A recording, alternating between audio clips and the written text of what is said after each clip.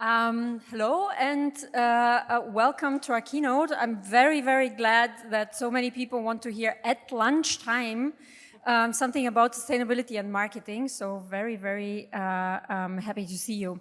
So we're here about to talk how to win twice, make your marketing greener and more effective at the same time.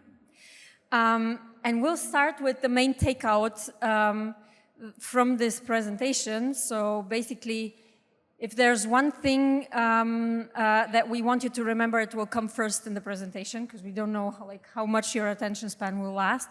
And we'll start with this picture, which shows a lowered curb, ein abgesenkter Bordstein. And I think when Iris first heard that I want to start with this, she was a little bit, she found it a little bit weird, but let's see if it works. So 2 years ago, I attended a presentation by someone called Alexander Pfingste. He is working at the German Agency for the Enforcement of Accessibility, the Accessibility European Directive. So I hope everyone in this room has heard about it. In case not, you might have a problem in the near future. But he was holding a presentation telling us about what accessibility can do for us, because everyone is considering this thing actually a burden, right? That we all have to transform to adhere to this directive.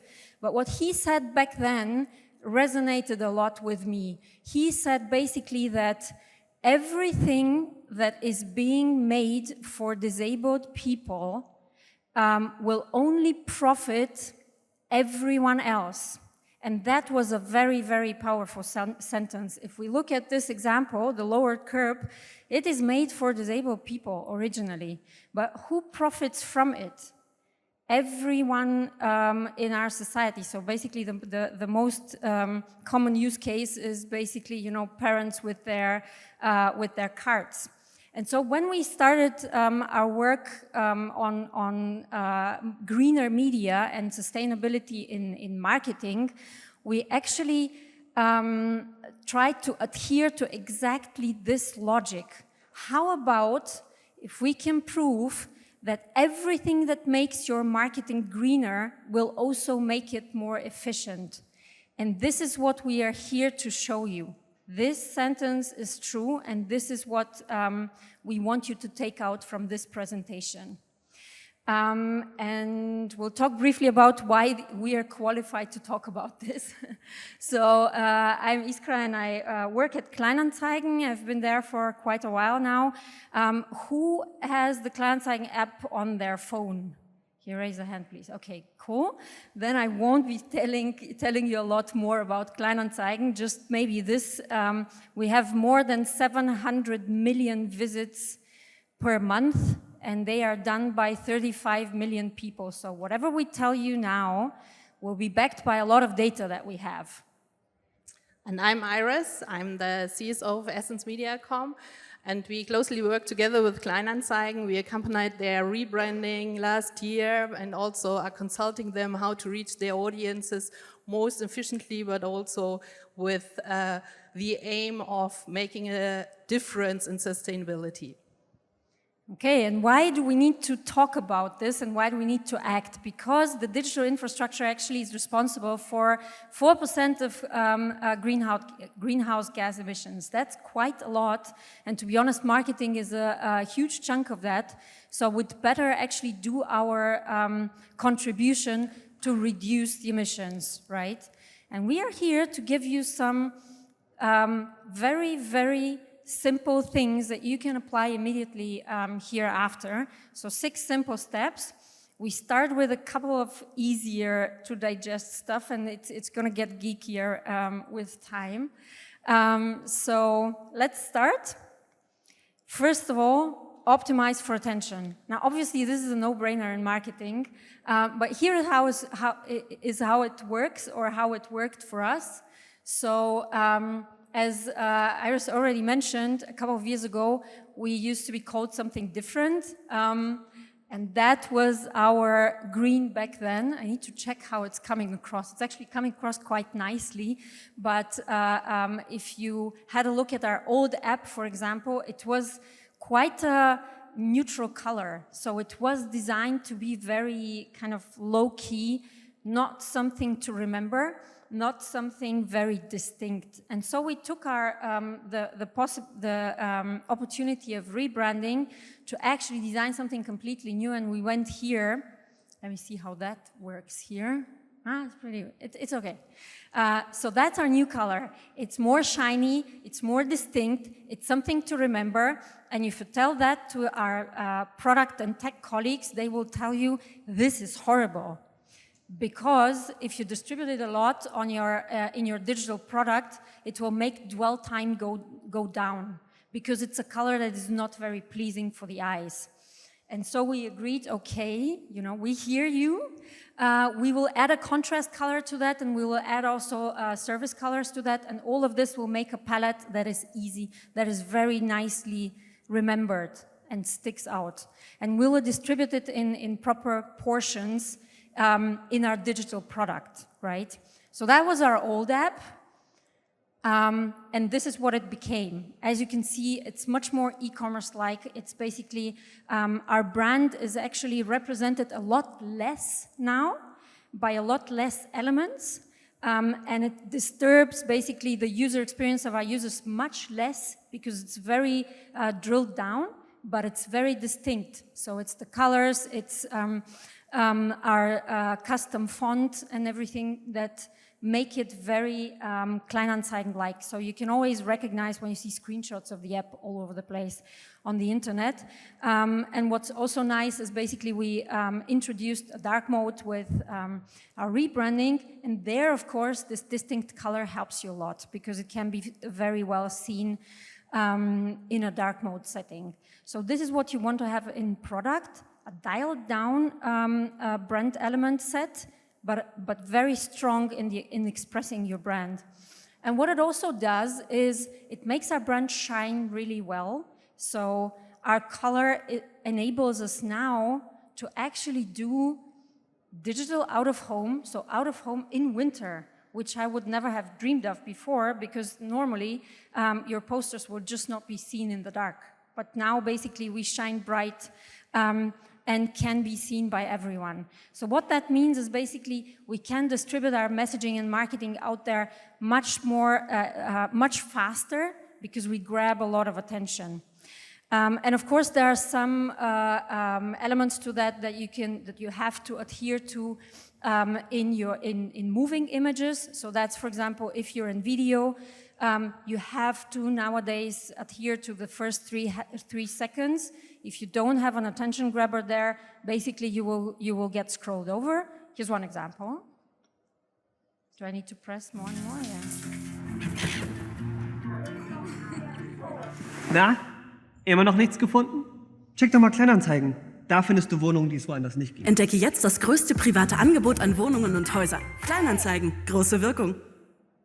Yeah, so it doesn't always have to be a naked person, but it helps, right? It's okay.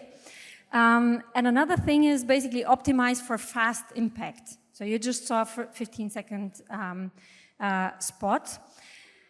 What does fast impact mean? So what do you think is the average attention span of a person nowadays?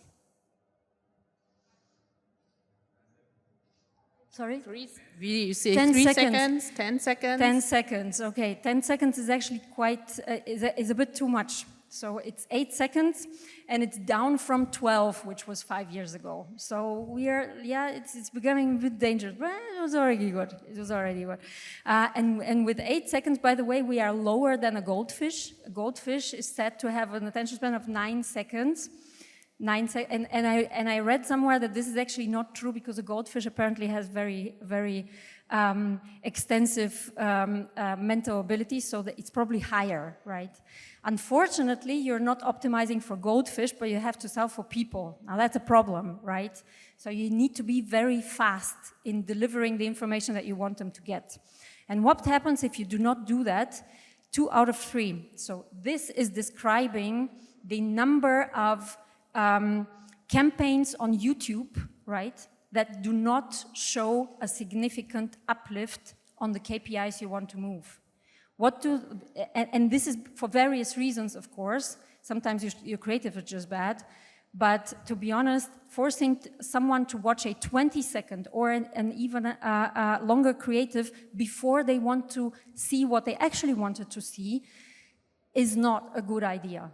What do the 2 out of 3 do? Do they do nothing for your brand? Probably not. So probably the 2 out of 3 are actually harmful for your brand. So if you make your message shorter and if you make it work faster, it's definitely a good idea for your efficiency, and it's a very good idea for optimizing your CO2 footprint. Why is that? Because if you have a 15-second spot, it causes 25% less emissions than a 20-second spot. And to be honest, it's also much, much cheaper in rollout.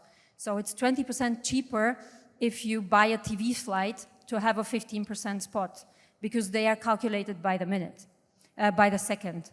So this is one more example. Ich hasse Dinos. Und jetzt? Jetzt macht ihr Padineros mit den Dinos. Auf Kleinanzeigen. Mach jetzt die besten Deals und richtig Kohle. Kleinanzeigen, große Wirkung. Okay, what else can we do?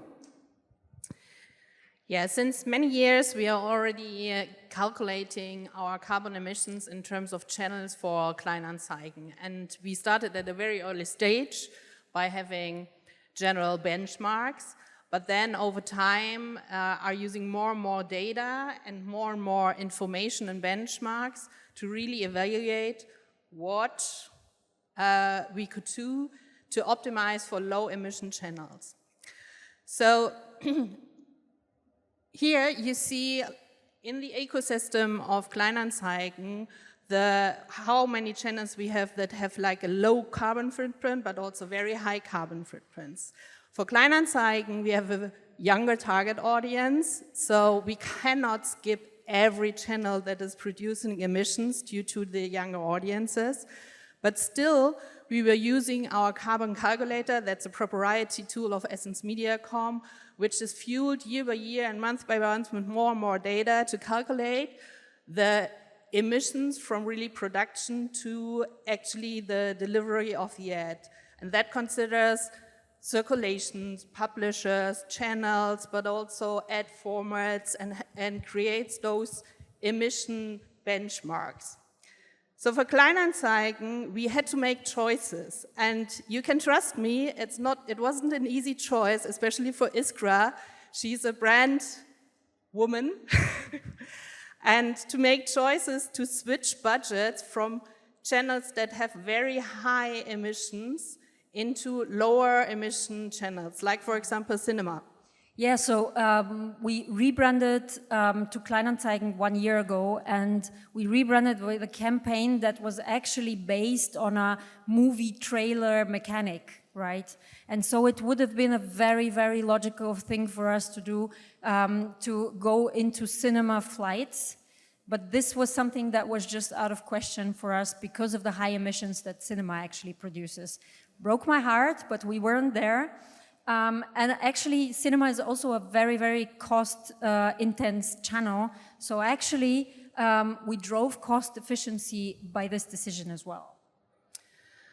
And actually, we did not stop there, because over time we saw, okay, what effect it was. We saw the cost effectiveness of certain choices, and we made also very, very differentiating experiences, but we didn't stop there. So last year, we dived deeper into the ad formats and to optimize file size. Because if you look into file size, then you know that bigger file size ads are using much more server capacity, and therefore produce more electricity or need more electricity and have a higher carbon footprint. But you don't need that, because there are newer formats compared to JPEG, for example, that doesn't need those bigger size files anymore. So we found a partner, Pure, who helps us identifying via AI how we can compromise our ads into smaller file sizes. And actually, in a 4-week campaign last year, we analyzed more than 40 creative ads and compromised the file sizes into much smaller file sizes and saved a lot of emissions by that. And we didn't stop there because it was quite a process, because we also had to talk to publishers as they have minimum specs in their policies that you as a marketeer have to deliver. But actually, we convinced them because it's a win-win situation. If you're a publisher and you have lower size files, that means that your website doesn't load that much and doesn't need too much time. So the algorithms of the search engines identify your website even more, and it gets attractive for both sides. So actually, we could convince publishers also to accept those lower file size ads, which still have the same quality for consumers by being played. By that, we were able to save 14% of our emissions, which is, I think, a really good amount. But we didn't stop there. We've also found with Pure, looking into our time frames and using greener electricity and looking into electricity maps, that during the week, there's much more electricity used by industry. So on the weekends, in Germany, the electricity is more or less fully deployed by greener electricity. That's the same fact if you compare morning, afternoon, and evening times. So by knowing that, we specifically targeted those time frames to make a difference and save emissions without losing impact on our consumers, as this was also fitting to the usage of our site. So by that, we could save another 15% and by using smart times for stronger ads. And last but not least, and Iskra already told you, it's going to be very difficult now. We also were looking into shorter supply chains of the partners and publishers we are working with. So by that, we were partnering with Scope 3, because if you, and they are analyzing basically the supply path of publishers. And as you can see on the right side, there are huge differences in specific publishers. Why is that so?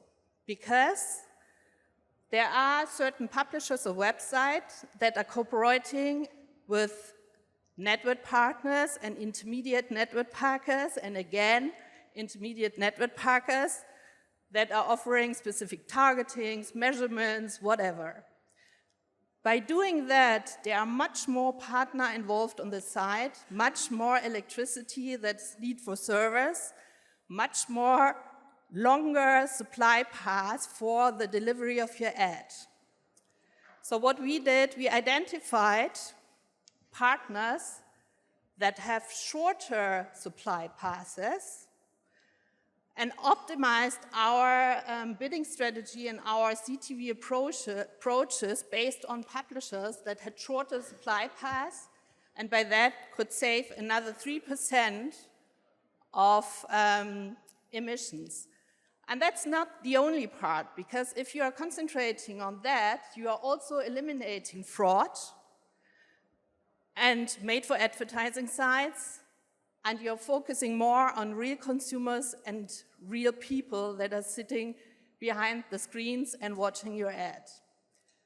So we could also see that in just 4 weeks that we tested last year, we reduced our carbon footprint by 9.2 tons of CO2.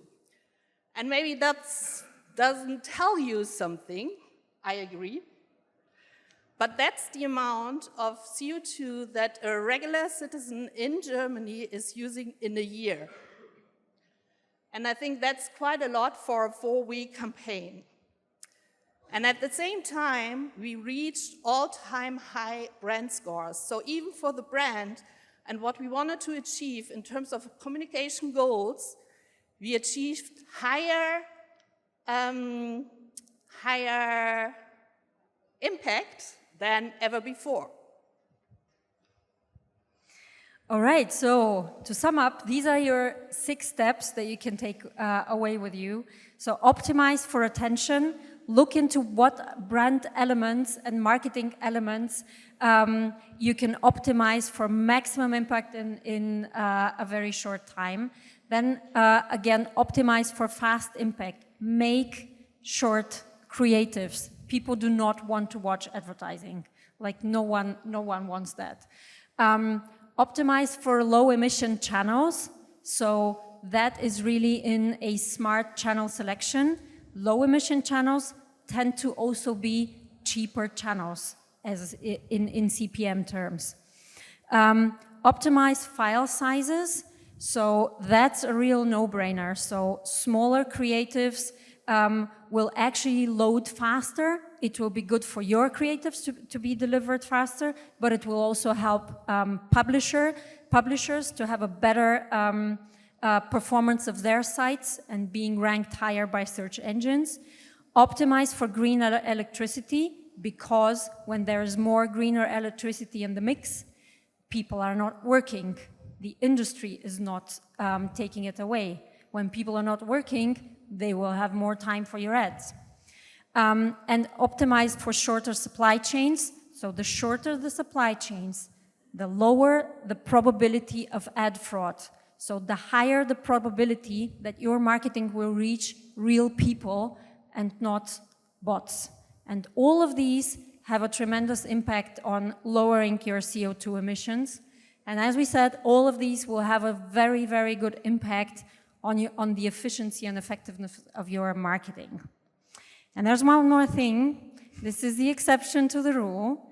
And this is green production. So we have been employing green production for many years now at Kleinanzeigen. And green production tends to be more expensive. And it will not make your marketing more efficient, but it's just the right thing to do. So an average shooting day costs around about 3 tons of CO2 emissions, right? And as Iris said, so an average German is at around about 10 tons per year, right? So if you have 3 shooting days, you're basically spending the emissions of 1 person for a whole year, right? If you do green production, that was our first try, and we already went 26% lower per shooting day, right? And if you have a look at what you can optimize, I can tell you, you shouldn't be serving meat. That's unfortunate if you're meat lovers, but you can save quite a lot of emissions there. So your catering needs to be, a little bit more stripped down. But if you optimize on that as well, you can do even more. And this is what our second try at green production was. So as that, it tends to be more expensive, but it's the right way to do, the right thing to do. So that was it from us. And if you need some more information, want to start tomorrow and don't know how, whatever, feel free to contact us on LinkedIn and let's get in touch. Thanks for the interesting discussion. Maybe a bit provocative question. How many of your customers know about this green initiative? And the second part, how many do care? Yeah. So not many know, because a lot of them don't care, right? That is the logical answer. So to be honest, people will always come to Kleinanzeigen firstly and foremostly because they want more value for money and because they, don't have the means to buy new stuff, right? That's the number one reason. But, and here comes the big but, that is something that tends to make you feel uncomfortable about what you're doing, right? But if we tell them what you are doing out of economic necessity, is actually something that produces good for the environment, that then makes something with people. We've seen it so many times in conversations with our users. So we tend to use sustainability as an added value, so something that we give on top to our customers in order to reinforce their choice of trading on Kleinanzeigen. This is how it works for us. Yeah. But we will never talk about, we are saving emissions in marketing and stuff like that. We are doing that because it's making us more efficient and effective, but it also because obviously it's the right thing to do and it's in our DNA as Kleinanzeigen. And it's also to take responsibility. If you look at the emission figures that are behind the advertising category, then it's really a lot of CO2 emissions that we are producing, and taking responsibility and driving further to make clever choices that still will reach communication goals of brands and also reach audiences with brand managers, but at the same time save CO2 emissions or at least reduce them, is something we as an agency drive forward, and we really believe in that we have to do this. Hi. First of all, congratulations to the rebranding. I think you did a great job with the overall rebranding. But my question is, don't you think that it was not was it necessary to do all this rebranding and transform like Kleinanzeigen into this kind of business case? Because in the past it was just a platform driven by demand, and people would have used it. They would have used it with a shitty interface just because they need a platform like this, and there was no need for advertisements or any of those, and therefore this was the lowest possible CO2 impact ever, in my opinion. You're right. But there's, a case that will argue against basically what you just said. So, and that is Craigslist in the US. So Craigslist in the US was for a very, very long time, and to be honest, we in Germany as well, a website that was just, very crappy interface. It was just there. It was not, there to make money. And it worked for a very, very long time, and it's not working anymore. So basically, if you don't go with time, at some point in time, people will punish you for that and will go someplace else. They will go to your competitor with the better interface and so forth. So we need to constantly evolve and change, because we want to make people choose the more sustainable way to trade, right? And in order for people to choose used before new, we have to make used goods trading as easy as e-commerce. So we cannot stand still, because otherwise, the one-click option at Amazon is right there. It's much easier. So we have to make it easy for people.